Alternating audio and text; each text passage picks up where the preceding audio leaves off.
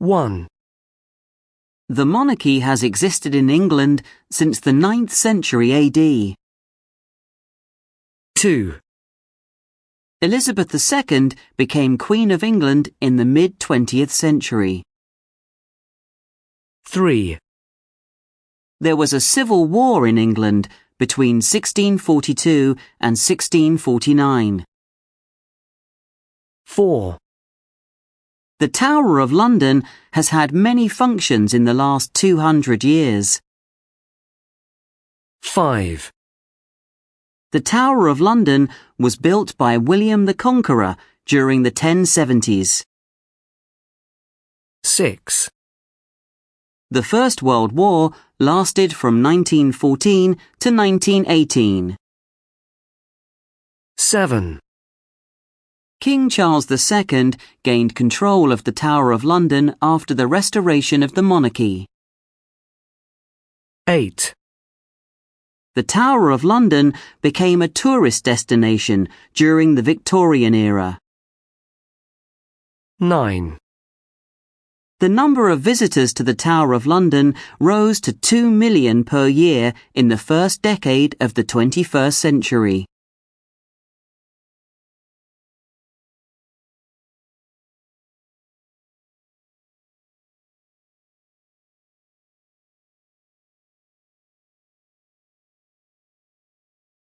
Welcome to the Tower of London.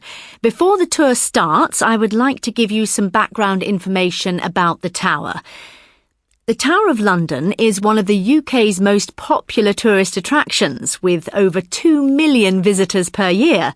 It was during the Victorian era, that is when Queen Victoria was on the throne, that it became a tourist attraction. Before that, the Tower had many other functions. It was a royal residence, a menagerie, that's a kind of zoo. It even had lions. And it used to house the Royal Mint. That's where money is printed and coins made. It also served as a storehouse for weapons, a fortress, and, most famously of all, a prison.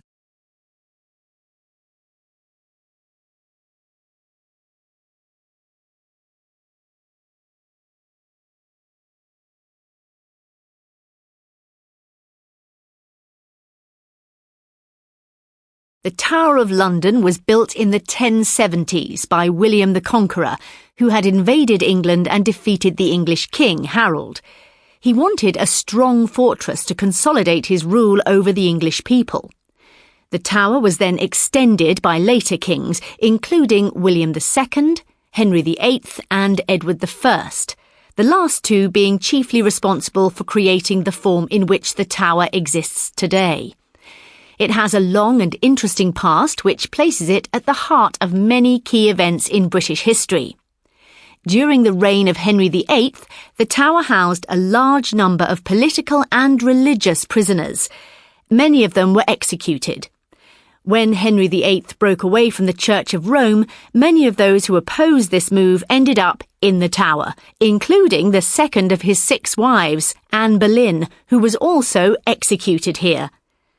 The tower also played a key part during the English Civil War from 1642 to 1649, when it was fought over by the armies of the King Charles I and his opponents, the parliamentarians.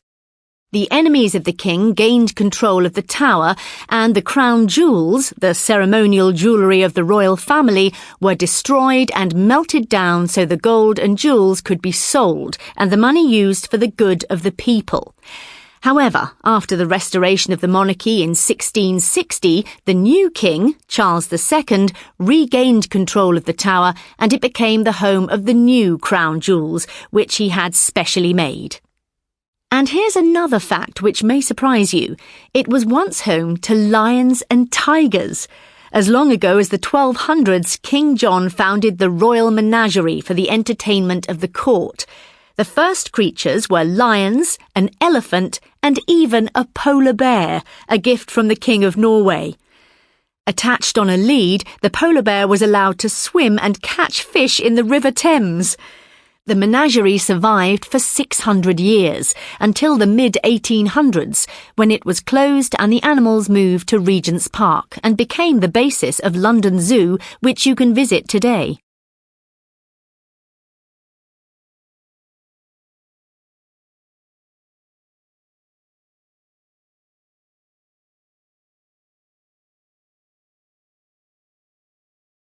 Most visitors to the tower ask about the ravens, the big black birds who live within the walls of the tower. They are known as the guardians of the tower, and there are always at least 6 of them. They are fed on raw meat by a raven master, and visitors are asked not to feed them as they can attack.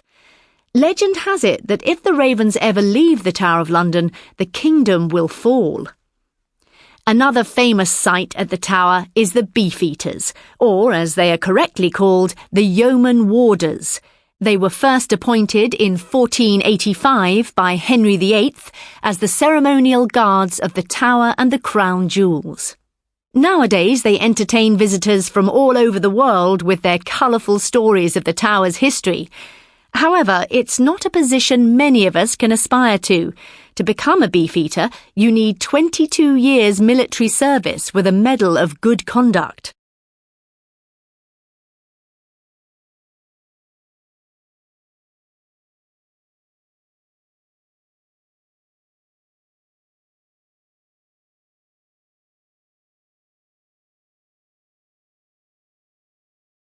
So, what are we going to focus on for our Tower of London presentation? There are lots of aspects we could talk about, but we've only got 8 minutes, remember. Our topic needs to be simple and attention-grabbing. What about a timeline? I mean, a brief history of the tower, covering all the major events. Do you think we can really cover nearly 1,000 years of history in 8 minutes? I don't. No, I suppose not. You're right. We need to be specific and focus on one aspect of the tower only.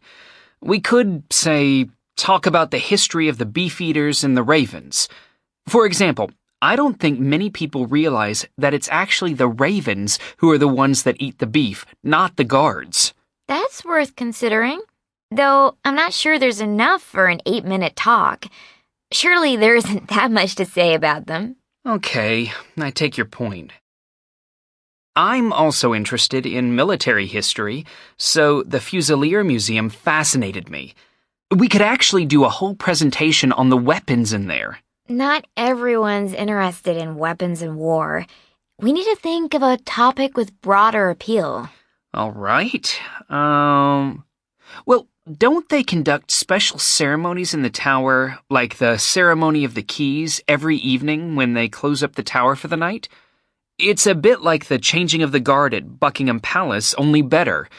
That should have more general appeal. But it doesn't have that wow factor, does it? Oh, wait. Speaking of wow factor, we haven't mentioned the crown jewels. Yes! There's so much history associated with them, and they still get used for state occasions like coronations and royal weddings. I can't see anyone being bored by that topic. Hey, we could ask the other students to guess the value of some of the jewels as part of the presentation. We could give a prize for the closest guess. But the jewels are priceless, really, so it would be impossible to put an accurate value on them. Not one of your best ideas. Okay, so summing up based on what we've talked about then, it should be either the beefeaters, the ceremony of the keys, or the crown jewels. I would go for the last one myself. I'd still like to do the Fusilier Museum, personally speaking, but okay, let's settle on the crown jewels. It would probably have the most universal appeal. Shall we meet after lunch and start planning the presentation?